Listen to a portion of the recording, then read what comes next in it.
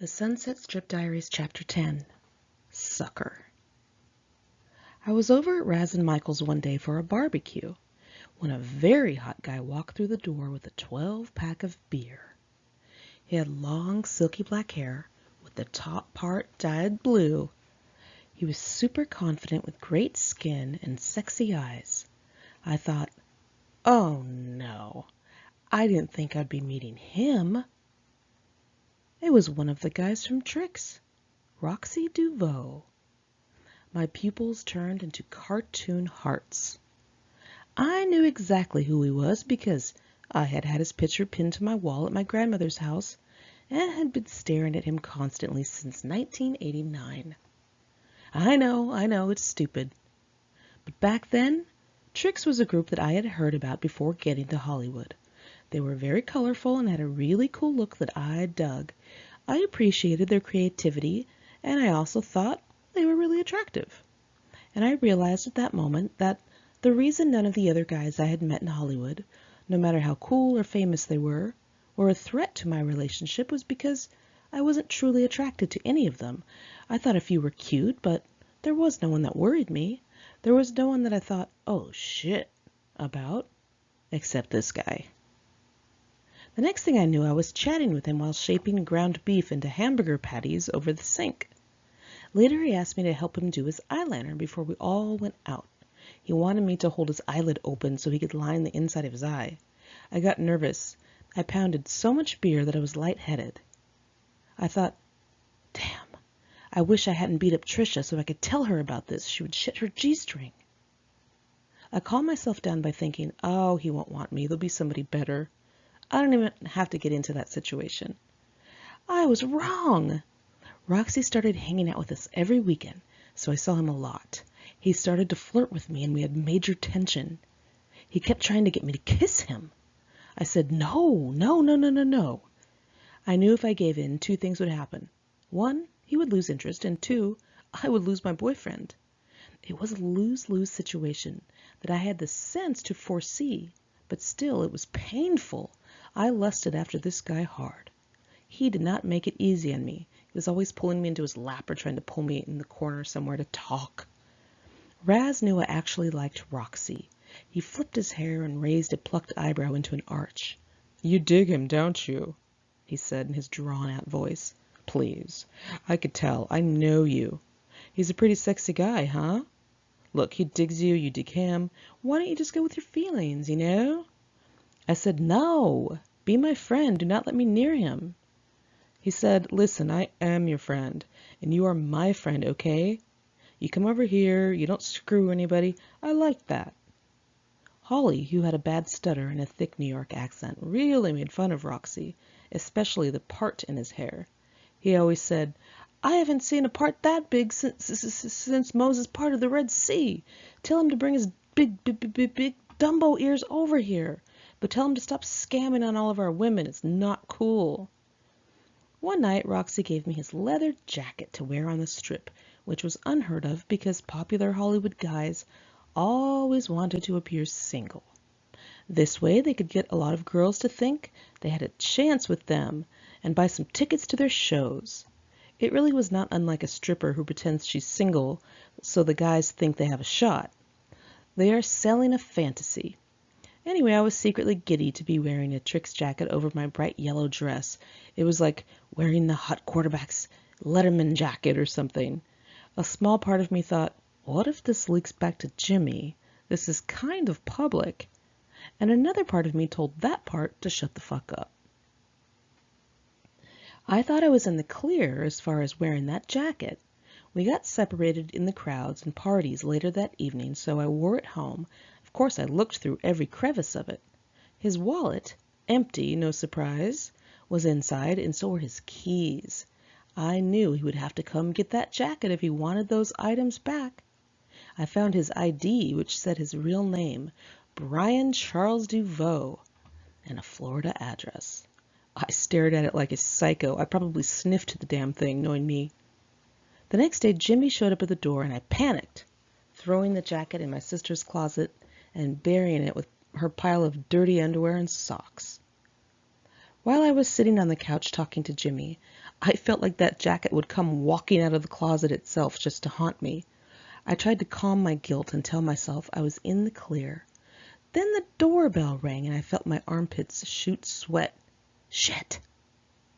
I held up a pink fingernail toward Jimmy, and I smiled a weak smile as if to say, "Just a minute, this is probably someone just selling vacuum cleaners. Let me just get rid of them so I can continue spending time with you, the love of my life." I opened the door a sliver, and it was Raz, with his hair in a scrunchie and a striped shirt that was hanging off one shoulder. He was chewing. "We're down the street eating hamburgers in the car. Roxy wants to camp out because he thinks you want to see him. Go out there." "No, get out of here," I hissed through clenched teeth. I wanted to drop a piano on his head and squash him. I went back in the house and Jimmy kind of laughed and said, "Do you want to tell me what's going on?" He promised he wouldn't get mad. I thought, oh shit, here it is. I said, "Oh, it's totally lame. It's nothing. It's going to sound worse than it is." He sounded like a dad catching his kid having a huge party. "I can't imagine. Just tell me the story," he said. I was brief. I told him I was holding this guy Roxy's jacket for him real quick, but we suddenly lost contact, and I didn't want to just throw it somewhere because it had his keys in it. Jimmy was quiet. He sighed and rubbed his eyes. Then he looked up at me and said, "You would never hold my jacket. Never. You don't hold people's jackets. I know you. Second, why would you keep that jacket with you unless you wanted him to come get it?" Shit. What was with all the psychology? Had Jimmy been hanging out with my shrink? He had me figured out. Was I that obvious? "I know what it looks like," I said, as he calmly stared at me and crossed his leg, bracelets jangling and boot buckles clicking. His bright blue eyes were piercing mine like lasers. I could swear that if I looked closely at his pupils, they said, "Line ho." Later that night, when Jimmy was gone, Roxy rang the doorbell. I looked out the peephole and I quickly ran into my room and ripped his picture off my wall, yellowed and full of Scotch tape. My mom was walking out of her room because she heard the doorbell. I jumped ahead of her, flew out the door, and slammed it behind me, nearly knocking 10 crucifixes off my grandmother's wall. I knew my mom would totally find a way to tell Jimmy if she saw something fishy, and I couldn't let that happen. Roxy's car was running, and the passenger door was open, so I quickly got in, despite the fact that I was wearing Joe boxer shorts with little ants all over them, and a pink pajama top with an ice cream cone on the front. I wrote this down, you guys, otherwise I would never have remembered what I was wearing, by the way. I didn't even have shoes on. I thought he wanted to talk in the car or something, but no, he drove me to Raz's. When we arrived, Holly was sitting on the couch in a black Ramones shirt, having spasms from alcohol. Michael was spinning a basketball in his finger, talking about how much he thought he looked like Pete Burns from Dead or Alive. Raz was playing Gene Loves Jezebel, his favorite, on the stereo and talking on the phone in his pink sweatpants. Roxy and I went on the patio to talk. He got right into it. "People tell me you like me, but when I see you, you ignore me." "I stay away from you because I don't want to start liking you," I said. "Really start liking me? I like you, okay? But you won't believe anything I say." "Well, I could imagine us together for about 10 minutes and then never seeing you again. Then I would get all attached to you and get all psycho. I don't want you to hurt me." "I would not do that to you," he said. "The way you keep someone around is not to sleep with them right away, so you don't have to. I just want to kiss you." We were standing there amongst potted plants and the fluffy white Persian cat with the little bells on her pink collar. I knew the situation could go terribly awry, and I mustered willpower from every pore in my teenaged body not to make out with the guy. I think the main thing keeping me sensible was the fact that I was sober. Goodness knows what would have happened had I been pounding beers. I told him flat out I just didn't trust him, and he was pissed. "I'm not making promises, all right?" he said, with his dark eyes flashing. "Look, I don't want to tell you what to do, but you're frustrating me. I think you need to decide what you really want. I can tell this is bugging you. What I really think is that you should just kiss me, then you can decide. Do I excite you more than your boyfriend?" I turned red and I told him he was going too far and he should take me back home. I marched off to the car. But inside I was fantasizing that we would fall into the sand on a beach and make out while waves crashed around us like that scene from From Here to Eternity. As we were driving, he said, "You are living a fake life." I gave him the side eye as he continued.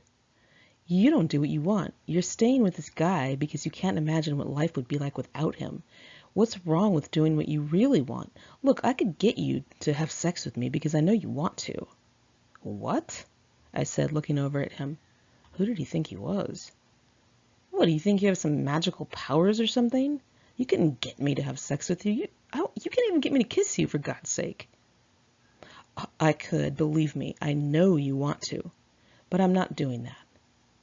I got out of the car, walked back into the house in a huff, and slammed the door. Boy, was he right. I really wanted to sleep with him in an awful sort of way. I ain't gonna lie. The guy was sexy. I also knew very well that it would be a stupid, groupie thing to do, and it would surely end the relationship that I felt was keeping me out of trouble. I started thinking about the show Trix was playing that weekend. I did not want Roxy to see me there and have his ego blow up as if I were some fan of his. If only he knew. I didn't attend the show, but the next night I went to 10 Massa. Jerry Gettelson, the columnist for Rock City News, popped up out of nowhere and said he heard I was dating Roxy from Trix.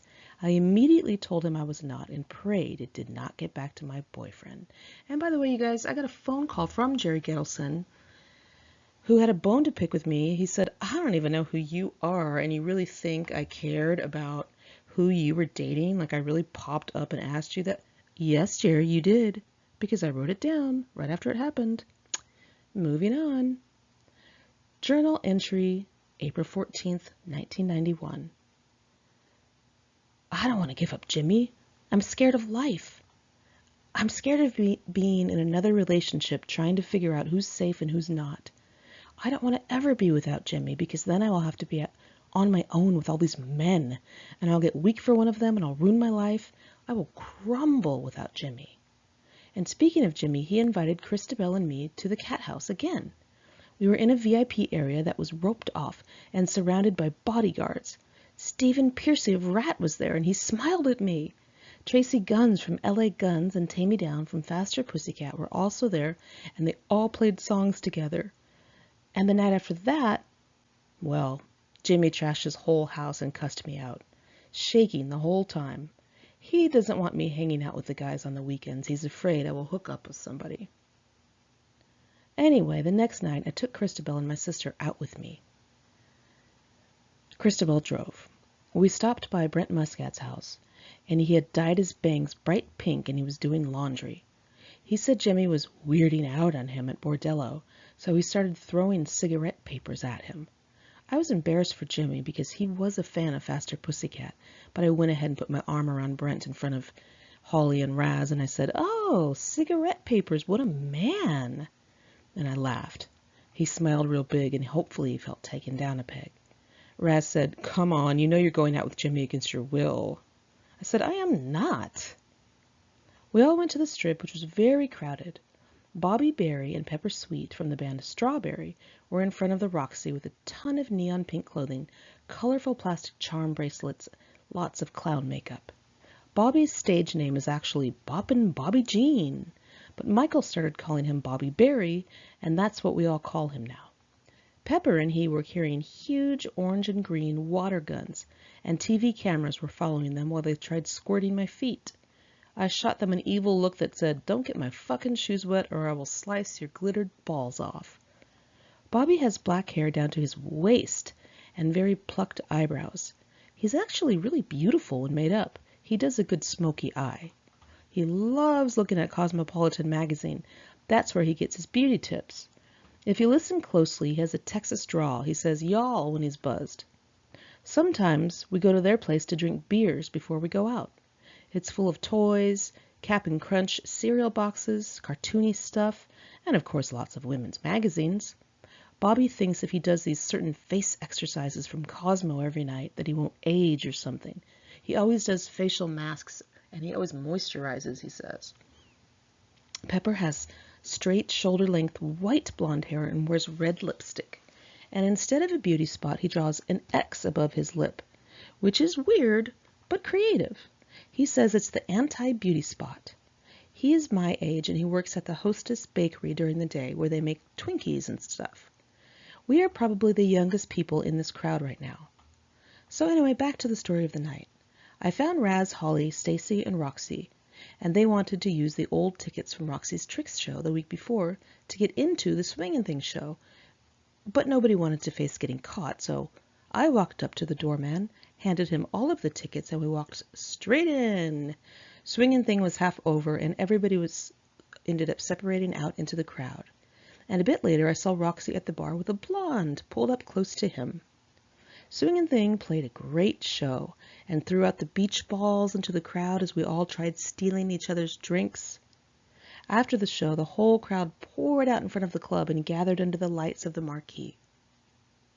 Raz was telling Jessie Star of Tricks that they should touch foreheads, saying, "Big foreheads unite!" And Jessie was like, "Is my forehead that big?" My sister, Becky, Michael, and I piled into Christabel's car to leave, but we were missing Raz and the rest. We were yelling his name, but he couldn't hear us. Christabel was forced to pull her car out into traffic on Sunset because there were people behind us honking. I got out of the car in the middle of traffic to run and get him, and she said she'll pull up the road a little and wait for us. People were like, "Woo, yeah," blah, blah, yelling at me and stuff, so I ran on the sidewalk toward the rainbow. Guys were grabbing me in the crowds, but I kept on going, just dodging drunk people left and right, slapping people's hands. I got to the rainbow and realized that not only could I not find Raz, but I was all alone out there in a skimpy lavender and pink leopard print outfit, and I was scared. Then I saw a bright neon light, Bobby Barry. He came over and agreed to walk with me to find Raz. His made-up eyes looked tired, and I noticed he had a 5 o'clock shadow under his makeup. As we wove in and out of the crowds, I realized that all of the good-looking people had left to go to parties, and all that was left were people who were not the standard patrons, people who were drunk and had decided to finally get out of their cars and take a look around, maybe beat up a few glam fags. We ran into Pepper and waited for him to urinate by the whiskey. His platinum hair was pulled back into a headband. I left them, and I hoped I could find Christabel up the hill from the whiskey, where Motley Crue used to live, where she said she would be. Just as I was about to cry from thinking I was left out there on my own, Christabel pulled up, and I ran and got in the car. Journal entry, April 21st, 1991. I went to the Strip on Friday, and after the night was over, we all got into Stacy Starr's BMW that was parked above the whiskey. When we got to the stoplight, we saw Weird Al Yankovic at the crosswalk. Missy yelled, "Ow!" Apparently she knew him, and he came and jumped on the hood of the car. He smashed his face against Stacy's windshield. We could see his eyes bugging out and his glasses tilting to the side trying to be funny. Stacy did not think that was funny. He said in his baritone voice, "I don't care who the fuck you are, get the fuck off my car." He accelerated a little bit and then stepped on the brakes really hard. Al went flying out into the street like a rag doll. I wondered if he broke some bones, but we peeled out, so I never knew. We turned out onto Sunset. Michael saw us, jumped out of a crowd on the sidewalk, and started running alongside the car with Bobby Barry, banging on the windows. Missy said, "Leave him. He'll be fine. I have left him down here so many times." So we sped away, leaving him in the street. Journal entry, April 30th, 1991. We all went to El Compadre on Saturday night. It's a dark little Mexican cantina with a mariachi band, candles on the tables, red leather booths, twinkly lights around the edges of the place, and chips and salsa at each table. Everybody ordered flaming margaritas. They cut a lime in half, douse it with alcohol, and then light it on fire. It's a little fireball in your drink. I hate tequila since I puked from it in front of the cops. Raz kept yelling for the waiter to bring me daiquiris in a shrill voice. "Caesar! A daiquiri for the lady, please." Raz told me about a waiter at another popular restaurant. He said that when the guy brought him the check, at the end of the night, there would be a line of Coke on the little tray under the bill. Then they would do the Coke together. Caesar kept coming and dumping extra shots in our drinks. Some young girl asked me how I was served alcohol, if I had a fake ID or what. And I thought about it for a second, and I said, "Truthfully, I have no idea." I hadn't much thought about it. It kind of just happened. Michael weaved through the crowds and ended up at another table talking to a guy who fought the war in the Middle East. When he came back, he was disgusted with himself. "Dude," he said in his snobby, nasal Valley Girl voice and teased out hair, "that guy just got back from the Middle East. He has like shot people, dude. He's a stud. He fought for our country. We're wimps, Raz. We were going to go hide in Canada if there was a draft. That guy fought for our country and he's still alive. He's here partying. What a stud." Raz rolled his eyes nonchalantly and said, "Could you picture me at war, Michael, with my beauty spot, going, 'Who do I shoot?'" He sipped his margarita like a woman and considered the conversation over. Michael went with me to the ladies' room, fixing his hair in the ladies' room mirror and using the stall. He had on a magenta blazer, khaki pants, and saddle shoes with polka dot bows on them. One foot was black with white polka dots, and the other was white with black polka dots. Back at the table, Holly said, "I used to drink every day. Now I drink non-stop. Dude, I'm an alcoholic." I took off with Holly, who was my ride, and he was the only person who has never tried to pick up on me, so I trust him. We sat in the car and waited for the others, and he told me he had just found out that a very good friend of his had just died from a heroin overdose. I felt so sad for him. We tried to corral everyone back to the car, and somehow Michael was pulled into a big brawl with an Arab guy. The next thing I knew, Holly was out of the car socking the guy in the face, probably letting out his anger over his friend passing away. Bobby Barry jumped in and was punching people with his neon green bandana in his hair. I was sitting in Holly's car with all of the doors open and the motor running. Security people ran over, and so did a bunch of other people. Holly split the guy's nose open with his rings, and Michael was being dragged by his long hair, as was Bobby, and just thrown all over the place. They were both still punching people. Then the Arab guy pulled out a gun. Everything screeched to a halt. When it was over, everybody was all pumped up, especially Michael. "Dude, we brawled! Bobby, you can fight! You knocked out 2 guys!" He couldn't believe it. Bobby had clearly fought before, but kind of hid it because it was not glam to be that masculine. He made no comment. We left and went to a gas station on Highland and Franklin. Some guy looked at our guys and said, "Hey, girls." They all jumped out of the car and started brawling again, except for Raz, who looked back at me and said, "I don't want to mess up my pretty face." Holly started hitting the guy with a crowbar that he pulled out of his car. He threw the guy on the windshield, started beating his head in. The guy grabbed Holly's arm and started biting him. Michael punched another guy and got punched back. Then one of the guys pulled out a huge knife and everything went silent. I covered my eyes. I did not want to see a stabbing through the windshield. The gas station attendant was laughing and did nothing. I wasn't surprised because I had seen that place taped off with police tape before, complete with white sheets covering dead bodies. Anyway, the fight stopped when that knife was pulled out. Journal entry, May 12th, 1991. Michael moved out of Dusty's condo and in with 3 girls in Hollywood because he couldn't afford the rent. Well, I got a ride to that apartment somewhere on Sycamore. I was the only person wearing brightly colored clothing in a room full of girls sitting around and wearing black and pouting. I was also the only person smiling, which I consider key. The girls who rent the apartment are not pretty enough, nor are they stylish enough, but now they are in our crowd by default. We went to pick up Roxy, and he ignored me for the first 45 minutes, which I predicted, and didn't care or worry about whatsoever.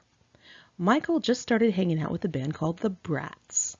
They're kind of tough, no pink and shit, lots of black. They seemed a little dark, but apparently they're the new cool guys in town, so all bets are off. We picked them up and we all went to El Compadre.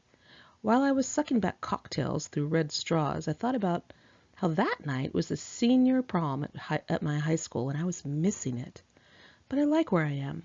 I love my crowd. I love that it's colorful and unpredictable and exciting, and there are no rules for me. I am free to run wild.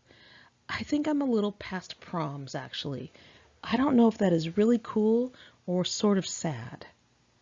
I won't bore you with the story of Roxy and me. It was the same dumb little chase. He was trying to palm me under the table, and a bunch of girls were sending me death stares. Here's the conversation we had. He said, "Look, I'll be honest. I just got out of a 3-year relationship. I'm not going to get back into one, but I do like you." Then he asked me to go to the movies with him, which I found corny but endearing. "Oh, come on, your boyfriend won't even know I like you. Why won't you believe me?" he said. I laughed and pretended to be very nonchalant, but I was dying inside. Then Missy told me he went down on Rachel the other night and tried to get on her. I asked him about it, and he said, okay, I'm not going to lie and try to deny shit. I do fucked up things all the time, but I do like you. I want you to believe me." We just sat there and stared at each other. He's such a whore. He doesn't even hide it. He's the worst. May 20th, 1991. The girls who went out with us tonight were totally rude to me because one of them likes Roxy. Who doesn't? Her name is Tia, and she's very plain, with this overinflated sense of confidence. She kept trying to drop hints to me that they are sleeping together, which they probably are. She said, "When we are in bed tonight," and "when we wake up in the morning," a bunch of times. The best part was when I was walking and she ran and caught up to me. She put on a really confrontational voice and she said, "We have a problem. I am dating Brian. You like him, don't you?" I laughed and I said I had a boyfriend. She was so non-threatening to me I barely even got mad. I looked at Roxy in a different light that night. Anyone can have a piece of him. He isn't hard to get. He's not even good enough to have me. I was finally over really liking Roxy. It had taken a few months, but the sting was gone, and I felt more in control and less impressed with him. It taught me a good lesson, but then again it also worked against me. I thought to myself, okay, now that I don't like him anymore, I can't get hurt. And that came into play one night when we all went out. I had come straight from work and hadn't even showered, so I cringed to think of the state of my lady parts. They were the furthest thing from fresh and clean that you could possibly imagine. You know where this is going. Roxy and I ended up at a party somewhere, and out of nowhere, I totally started making out with him in a kitchen next to some hanging baskets of vegetables. We went into a bathroom and hooked up. We didn't go all the way. I didn't do anything to him, thankfully, but he went to town on me. All I could think was, damn, I should have showered. After that night, I saw him one more time. He walked right by me with a girl on either side of him, one blonde and one brunette. He glanced at me and then kept on walking as if he didn't even know me. I never saw him again. Sucker.